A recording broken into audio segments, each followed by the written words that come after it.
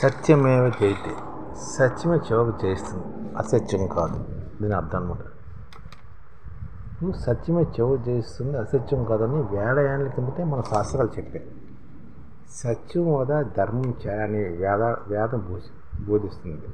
అయినా ఎవరి మనసు గాయపరచకుండా సత్యాన్ని చెప్పడం కష్టం. సత్యాన్ని శ్రీకృష్ణుడు బోధించినప్పుడు ఎందరి మనోభావాలు దెబ్బతిన్నాయి. గౌతమ్ బుద్ధించినప్పుడు అదే జరిగింది. నిన్న మన వివేకానందుడు, స్వామి దయానంద సరస్వతి సత్యాన్ని వక్కాయించినప్పుడు కూడా తమ మనోభావాలు దెబ్బతిన్నాయని చాలామంది చెప్పారు. ఎవరో వారి పట్ల ద్వేషాన్ని పెంచుకుని వారిని హింసించడానికి, అవమానించడానికి, చివరికి చంపడానికి కూడా సిద్ధపడ్డారు. ఎందరో వాళ్ళని జరిగింది. చివరికి చంపడానికి కూడా సిద్ధం. కానీ కరుణామయుడు నా మాయని లెక్క చేయకుండా దృఢ సంకల్పంతో, పరోపకార బుద్ధితో ప్రజాశ్రేయస్సే లక్ష్యంగా సత్యాన్వేషణ బోధించారన్నమాట. సత్యాన్ని బోధించారు. అజ్ఞానంలో కూరుకుపోయిన జనాల మనోభావాలు దెబ్బతినకుండా పదిలంగా అలాగే ఉండాలా, లేక తాత్కాలికంగా వారి మనోభావాలు దెబ్బతిన్నా సరే చివరికి సత్యమేదో స్పష్టంగా వారికి తెలిసేది చేయాలా అని వారు యోచించి సత్య బోధన వైపు వారు పయనించారన్నమాట. ఎవరి మనోభావాలు దెబ్బతింటాయని సత్యాన్ని చెప్పుకోవడానికి చక్కరాదు.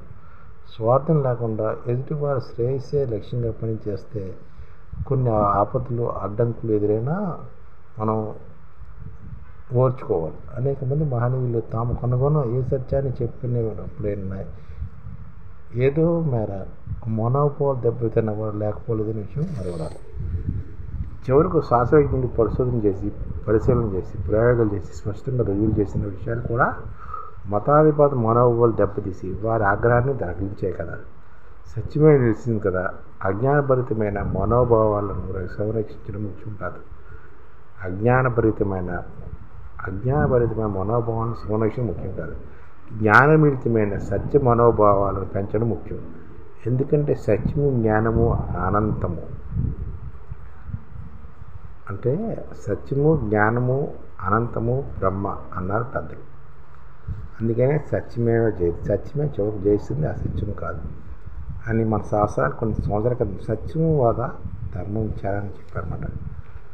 అజ్ఞానంతో కూలిపోయిన జనాల మనోభావాలు దెబ్బతినకుండా పదిలంగా ఉండాలి, లేక తాత్కాలిక వారి మనోభావాలు దెబ్బతిన్నా సరే చివరికి సత్యమే స్పష్టంగా వారికి తెలియచేయాలని మనం గ్రహించాలి.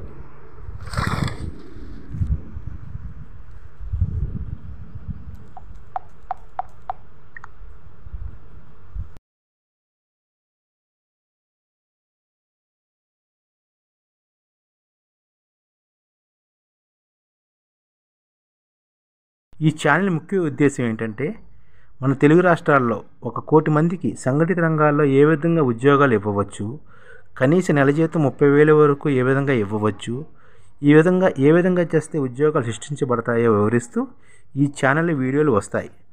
అలాంటి వీడియోలు మీకు కావాలంటే మన ఐడిఎఫ్ భాస్కర్ ఛానల్ని సబ్స్క్రైబ్ చేసుకోండి. ఐడిఎఫ్ అంటే ఇండియన్ డెవలప్మెంట్ ఫోర్స్. ఈ వీడియోలు చూసిన తర్వాత మీకు నచ్చితే లైక్ చేయండి, మీ ఫ్యామిలీ మెంబర్స్కి షేర్ చేయండి, మరియు మీ ఫ్రెండ్స్కి షేర్ చేయండి. Thank you. నమస్కారం.